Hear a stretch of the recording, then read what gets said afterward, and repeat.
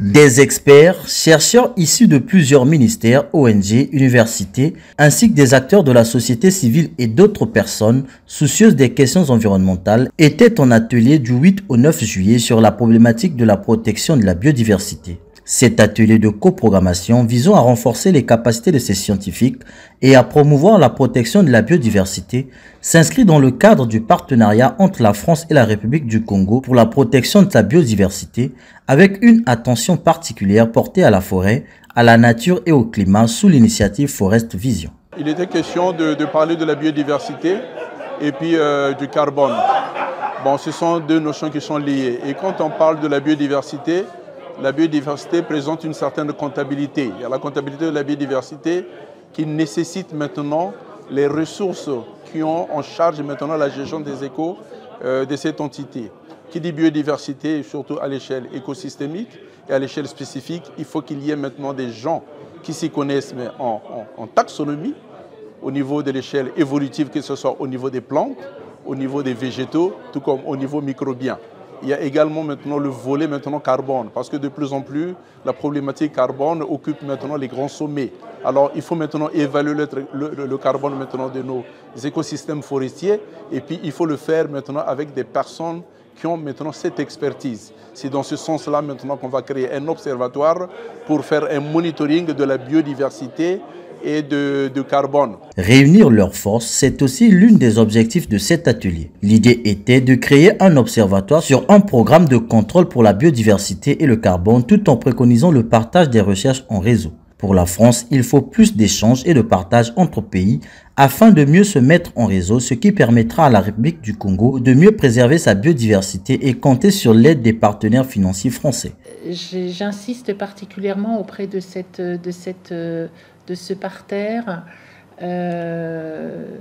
sur les points d'échange, mobilité, recherche, peut-être de connexion entre laboratoires. Comme cela a été dit, c'est pas nécessairement du nord-sud, c'est du sud-sud, c'est du régional, c'est du sous-régional, puisque l'essentiel de ces échanges passe également par les recherches, par le partage des recherches entre universités. C'est le point de départ de la mise en œuvre des engagements du Congo pour la protection de sa biodiversité et de ses stocks de carbone. C'est le point de départ essentiel aussi, et qui est immédiatement lié, du soutien qu'apporteront les partenaires techniques et financiers, parce qu'on s'engage financièrement sur un projet précis, sur un projet partagé. Et je crois, Madame la Ministre, que nous y sommes et que ces travaux pourront valablement appeler l'intérêt des partenaires techniques et financiers. Conquis par la présentation de la synthèse de ces travaux, Rosalie Matondo souligne l'impact qu'a cet atelier et s'impatiente de voir sa concrétisation dans un avenir proche. Pour le Congo, ce qui est important, comme je le disais, c'est le transfert de technologie qui est d'une importance capitale. Important d'avoir les équipements qu'il faut. Je parlais par exemple des tours à flux et autres. Nous voulons renforcer cette collaboration qui a montré des résultats palpables et magnifiques.